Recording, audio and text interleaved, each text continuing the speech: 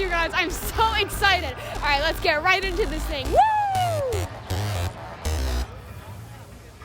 It's time for another On the Spot.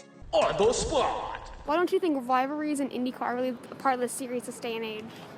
You don't think they are, or? Do you? I think they are, yeah. Oh, no, I think they are. You just probably don't see them as much. They are. I mean, I think, there are some personalities. I think there are plenty of rivalries between a lot of drivers and a lot of teams, and the level of competition is very high, and I think everyone wants to beat each other pretty badly. Well, I think they are. I just don't think they're as well published. I don't think that people, ask about it or people talk about it as enough. Back in the old days, it was a big deal, and it was very easy to see. I think you saw more of the rivalries in the 50s and 60s and maybe 70s.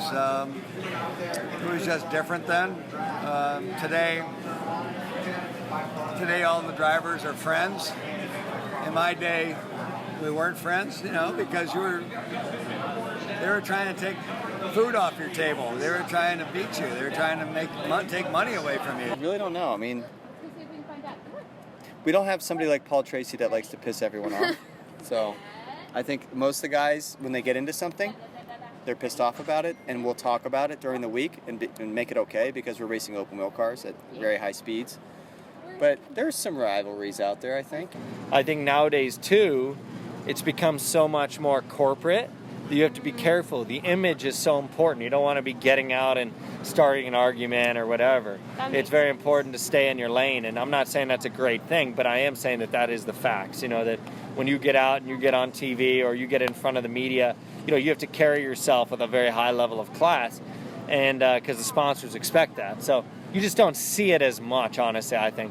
It's just changed. No one can be as aggressive as they, I guess, used to be able to be. I'd love to see people punching each other after the race, because that's what's so popular in NASCAR. And it's like, there's a lot of emotion involved in what we're doing here. I mean, and if you got some emotion, like, go express it. You know what I mean? That we might make Sports Center for the first time. So I think it's incredible. I wish people could take more chances in reacting to what we see on the track. But we are in a very judgmental paddock as well. We don't want to lose our jobs because we hit someone with a lawn chair. We can't do that. But I would love to see it. And so, and if I'm involved, I would love to be involved, even if I'm the victim. I don't care. I think whatever can get people to pay attention to the fact that this is IndyCar. It's not NASCAR and it's not Formula One. This is IndyCar. We have an incredible product. We got some emotional drivers out there who are willing to hit each other with lawn chairs, potentially.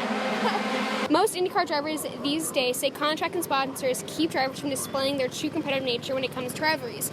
NASCAR has the same obligations, yet rivalries are almost encouraged in the series. In your opinion, why do you think NASCAR drivers get to act out more when it comes to carrying your emotions off the track after a race?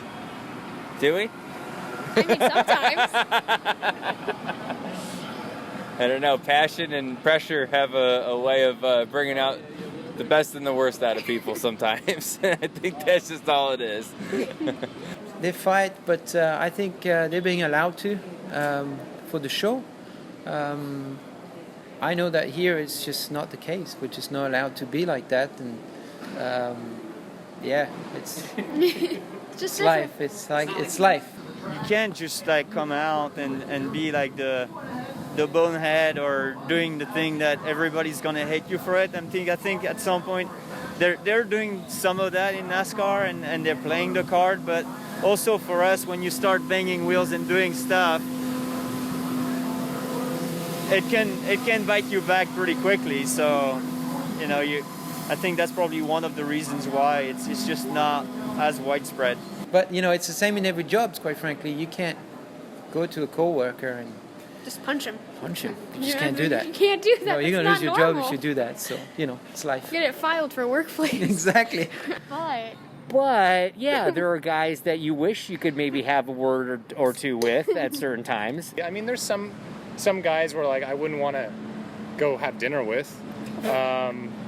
But like, I think most of us have a lot of respect for each other. I look at it like we are one big family, right? The IndyCar community is one big family. We're all a big family here. And that's true in a lot of ways for a lot of reasons. And so like family, we fight, but we fight like siblings, right? So like, I'll get into someone on track, or they'll get into me, and you'll come up to them, and you'll fight it out, you'll hug it out, and then you'll walk away happy because like the guy's going to be there next week, right? So like the problem with rivalries is you spend so much time on the road with these people. If you're mad at everybody and everybody's your rival, like, man, your life's going to suck. You know, it's just not worth it. It's the most Canadian answer probably you've gotten, but, you know. It may help that, you know, the field is kind of clustered in Indy and then kind of Charlotte, right? But, you know, mainly Indy, so a lot of guys, like, know each other outside of the track and all that. I don't know if the F1 guys kind of live in different areas and don't really see each other. But, yeah, I think that's probably part of it. You know, it's this kind of traveling roadshow, right? We all show up and hang out in our motorhomes and, you know, barbecue together and all that. So I think there has to be some part of it, I think. Rivalries build sports theatre, and sport's exciting, and yeah, I think you definitely have those rivalries, but probably just, I guess in IndyCar, you know, you realise how fast you're going wheel to wheel, you know, so a lot of things can go wrong if you make a mistake or you don't give each other enough room. So there's that respect there as well that's probably different to other categories around the world.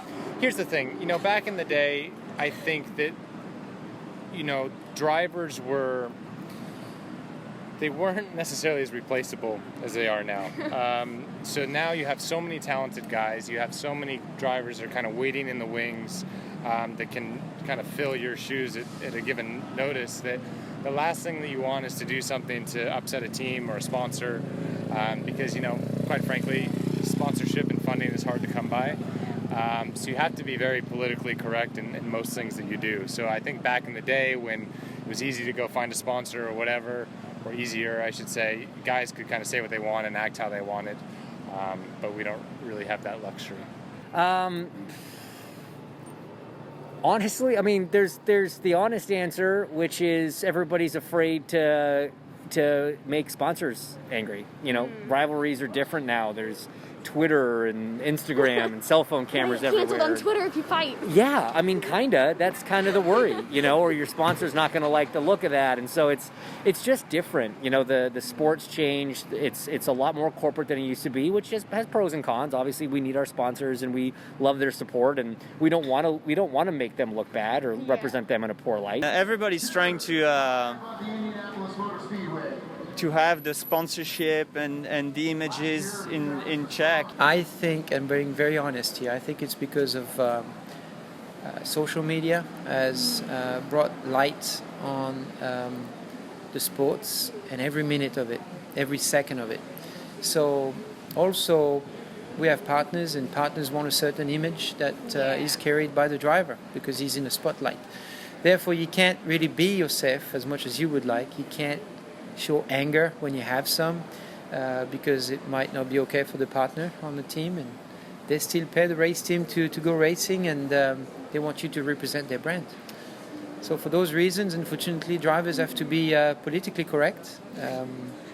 I wish it was a bit different, but that's the way it is, and that's the way it has to be these days. You know, I think that's probably limiting the kind of freedom or the range of freedom that some of these drivers, if you opened it up and made it so it wasn't so necessary for drivers to go out and acquire these sponsors, then you probably see a little bit more attitudes and emotion and then for rivalries. There's always guys you want to beat. Like I want to beat Joseph, I want to beat Colton, I want to beat Scott. You want to beat the guys that are kind of the benchmarks, but ultimately there's no bad blood between anyone. I'm not sure. I don't really like rivalries.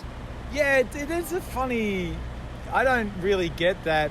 I don't know, like, if sports got so refined that everyone's so good at their job that, you know, there's less incidents on the track, and there's so many different winners and pole sitters that you're never connecting with the same guy. It's not like back when Dario and I were racing and it was just him and I fighting for the championship. It's 10 drivers that are all capable of winning the championship, really. So yeah, I think that's really the change.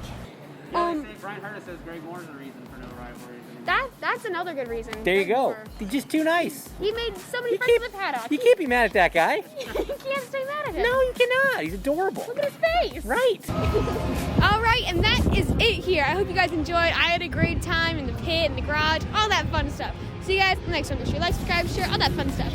Later.